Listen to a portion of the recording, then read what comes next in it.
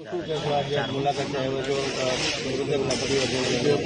જાડેજા શ્રી રાજપૂત પરિષદના પ્રદેશ અધ્યક્ષ આજે યુગુભાઈ ગોયલ જે દીકરા જે સુસાઇડ કર્યું એમાં આજ સુધી આજે 2-3 દિવસ થયા પણ હજુ સુધી નથી ફરિયાદ લખાણી, નથી પીએસઆઈની બદલી થઈ.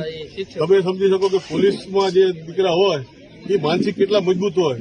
જો એને આટલી માનસિકતા ત્રાસ દેવામાં કેટલો આવ્યો છે તમે કલ્પના કરો કે વિચારો કે એ પોલીસને જે પણ ભરતી થયા હોય એટલા માનસિક ને પોતે મનોબળ બધી મજબૂત હોય ત્યારે પોલીસમાં ભરતી થયા હોય.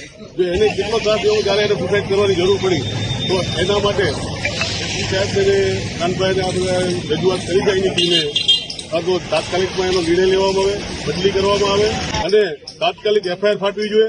અને સરકારને કહેવા માંગીએ કે બીજા ઘણા બધા ગુનાઓ એવા છે કે રાજપૂત સમાજ ઉપર થયા છે કે જેમાં સમજી લો કે ખાલી કોઈક ગુનેગાર જોડે પોલીસવાળા ફર્યા તો એને તાત્કાલિક સસ્પેન્ડ કરવામાં આવ્યા છે. સુરનગરમાં અને 2-3 જગ્યાએ એવા કેસ બન્યા છે કે ખાલી ડિસમિસ કરવામાં આવ્યા છે, સસ્પેન્ડ નહીં ડિસમિસ કરવા.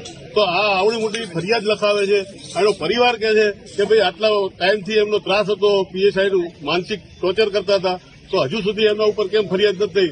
તો વહેલી તકે એના ઉપર એફઆઈઆર થાય અને બદલી થાય. જો નહીં થાય સસ્પેન્ડ થાય અને નહીં થાય તો આગળના દિવસોમાં આનાથી પણ ઉગ્ર આંદોલન કરવામાં આવશે.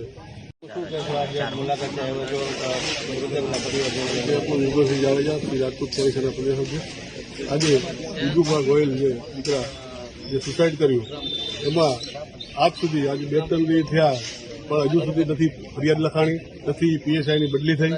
તમે સમજી શકો કે પોલીસમાં જે દીકરા હોય એ માનસિક કેટલા મજબૂત હોય.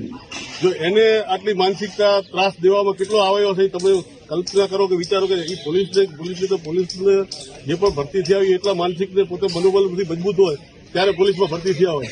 જો એને કેટલો ત્રાસ દેવો ત્યારે એને સુસાઇડ કરવાની જરૂર પડી તો એના માટે સાહેબને કાનભાઈને આ બધા રજૂઆત કરી જાય એની ટીમે તો તાત્કાલિકમાં એનો નિર્ણય લેવામાં આવે, બદલી કરવામાં આવે અને તાત્કાલિક એફઆઈઆર ફાટવી જોઈએ.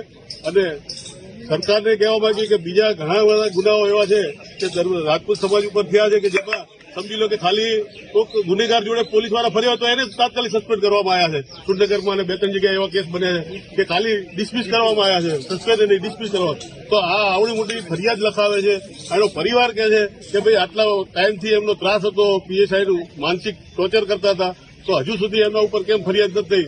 તો વહેલી તકે એના ઉપર એફઆઈઆર થાય અને બદલી થાય. જો નહીં થાય સસ્પેન્ડ થાય અને નહીં થાય તો આગળના દિવસોમાં આનાથી પણ ઉગ્ર આંદોલન કરવામાં આવશે.